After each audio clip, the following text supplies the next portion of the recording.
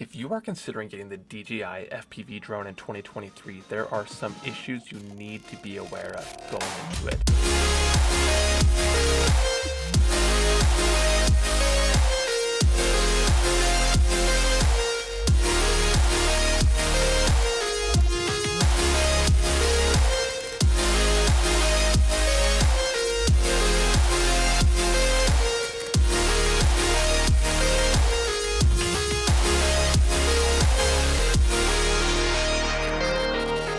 First, let me get into why I got into the DJI FPV to begin with. I wanted a drone that I could unbox, have it be super plug and play.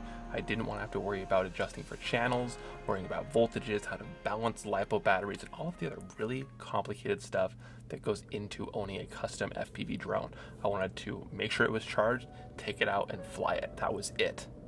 Now for a second, I want to talk about who I believe that the target market was for this drone. To me, this was anybody that owned a DJI product to begin with that wanted to make the transition into FPV without having to worry about any of the complicated nature for it. I know that I was super attracted to the DJI FPV because I was already using a Mavic Mini, which is now discontinued, and after filming some really dynamic shots trying to chase things around, I noticed that it was lacking in quite a few areas. I wasn't able to do any sort of dives, crazy maneuvers, backflips, barrel rolls, things that would make your footage just so much more dynamic and so much more fun to watch. Now today I'm not going to be going over the differences between the DJI FPV and cinematic drones, but I am going to be going over the differences between the DJI FPV in 2023 versus a custom built drone from the ground up. Okay, let's talk about what the DJI FPV already does really well, because it does a lot. By far the best thing is being able to unbox this drone and having the interface so friendly to the beginner of FPV.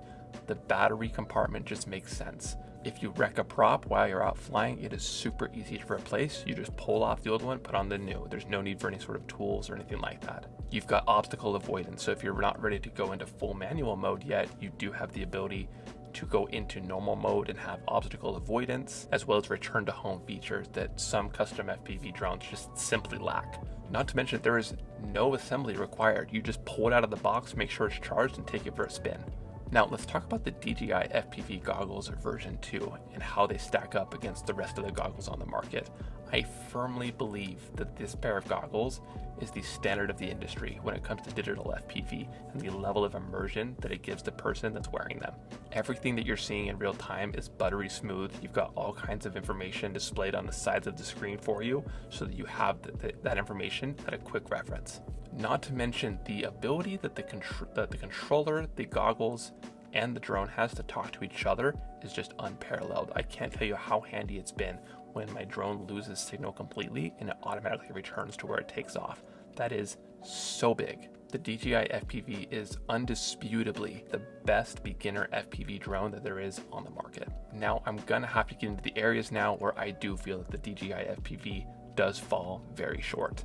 If you're out flying this thing as a beginner FPV pilot, the chances that you crash this thing are substantially high. It's not necessarily a matter of if, but when. You're doing crazy dive maneuvers, you're going 50 plus miles an hour, you're doing barrel rolls, you're doing all kinds of crazy stunts to capture what you want to capture. The chances that that falls or gets nicked by a tree or any other objects along the way is almost 100%. Now that brings you back to being a beginner. If you've got this thing crashed into a tree and one of your arms breaks, what do? You have two options as a consumer. You have the ability to either reach out to DJI and send it back, or you have the ability to fix it. But now let's explore the first one.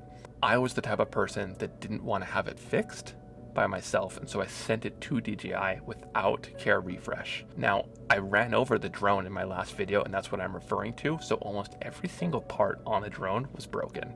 The total repairs came to about $115, and 60 of that was just labor, meaning that it was only about $60 to replace almost the entire drone, which was pretty amazing. Now, let me talk about the DJI customer service. If I'm going to be honest, I would rather drive a nail straight through my foot than deal with them again.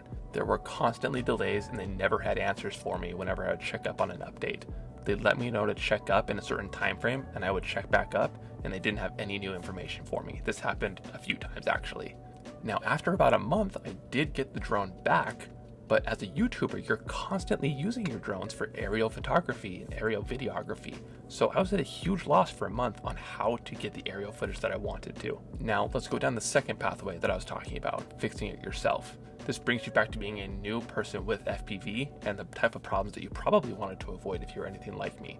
You didn't want to learn how to solder, you didn't want to learn how wires worked or how voltages worked, which wire went where, shorting out your system, making things catch fire. I've heard all of these stories. You didn't want to have to worry about any of that. So, as a beginner in the FPV world, if you so much as break one arm while you're practicing your flight, you have to go down one of those two paths, and both of them are painful. The second thing that I need to bring tremendous attention to is what's called the stick error with the DJI remote controller 2. When I initially got this drone, it wasn't very long before I had an error on both sticks saying that I had a remote control error. Now I looked into some forums on what could be happening, and I was told to reset my controller and recalibrate it. So I did both of those things, and they told me it would clear, and it did for about 10 minutes, and then I got the alert again. It's just this big old red icon at the bottom right hand corner of my screen. Very irritating to look at as I'm flying. Now, before I actually sent it to DJI, I notated this in my work order. So I said, hey, I know that I've actually smashed this drone into tons of pieces, but I would also like to have the stick error looked at and see if I can get that fixed. After getting my drone back, I turn it back on. Guess what's there? The alert saying that I still have a stick error after I had notated it and sent it back to DJI. Now I just have to hope in the future that this stick error doesn't inhibit my flight. Now, here is one of my biggest gripes with the DJI FPV, and it's not necessarily an issue with the system itself, but more so a preference on my end. Now, if you look at the direction between where content is going for social media going forward, there is a huge emphasis and push going toward vertical content. Now, the DJI FPV's camera exclusively shoots in horizontal mode. That means that you can do one of two things. You can either use the 4K footage if you want to post on Instagram Shorts, TikTok, Reels, or anything like that, and just zoom it in a crazy bunch to where it fills up the whole screen vertically, but then you're losing out on a ton of resolution. It gets a little bit more fuzzy because you've zoomed up so much, which brings me to the other option. You can mount an onboard third-party camera like a GoPro to the DJI FPV. Now here's the issue with that. There's a few. Number one, you've got the cost of a GoPro in addition to the DJI FPV. Those two things are not cheap. So you're looking at an additional $300 to $400 to get into a GoPro to mount on top of the DJI FPV. And if you get it to shoot vertically, that is awesome. But let's talk about the drawback of that. I've actually mounted my GoPro Hero 4 to the top of the DJI FPV, and I've noticed that when I go to take off, I've got to push the stick like 50% more just to get the drone off the ground because there's so much more weight on it than there's supposed to be. I have heard the rumor that the extra weight on the DJI FPV with a GoPro on it is actually incredibly taxing on the motors and will burn them out way quicker. So if you want to keep your drone in great condition, I would keep any third-party cameras off of it, just so that you're not putting unnecessary workload on top of your motors. So it looks like for now, we're stuck with just zooming in a whole bunch to make it vertical. Now, this is beginning to favor why I am tempted to switch into the world of custom FPV drones. The ability to shoot vertically is there. You can 3D print different mounting solutions on top of your FPV drone in order to allow you to shoot vertically without any big hassle. You can get motors that are accommodating to the extra workload. Now here is perhaps the biggest selling point on why I actually would prefer a custom built FPV drone in 2023 over the DJI FPV. If I were to crash it and, maybe I destroy a motor or an arm and I have extra pieces on standby in my office, it's maybe an hour or two before I'm out flying again. But that brings us to the enormous learning curve that is learning how custom FPV drones work and how they're built, as well as having the tools on standby like soldering irons, wires, and other things like that to actually fix it, which is just more cost on top of getting the drone.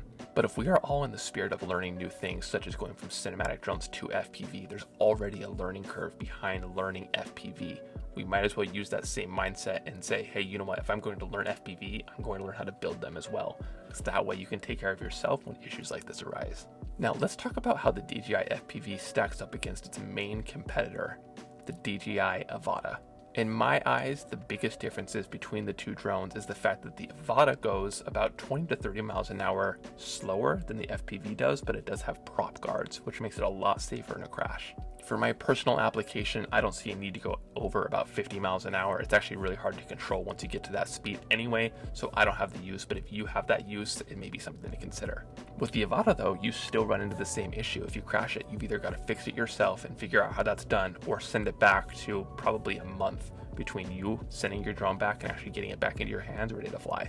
Now, in the end, the DJI FPV is a fantastic drone that is absolutely still relevant in 2023, but I firmly believe that there's actually better options for your money if you're going to be sinking your teeth into an FPV drone this year. There are options out there that allow you to self-service when you crash your drone, which is a really big deal. And there are options that are going to allow you to create content based off of what is now trending and what's going to be trending, such as vertical content in the future. So, in my eyes, in 2023, there are better options out there than the DJI FPV. Now, thank you so much for watching. If you enjoyed this video, you may enjoy a few others that I've posted, and I'll go ahead and link them here. Please consider subscribing and get out there and create.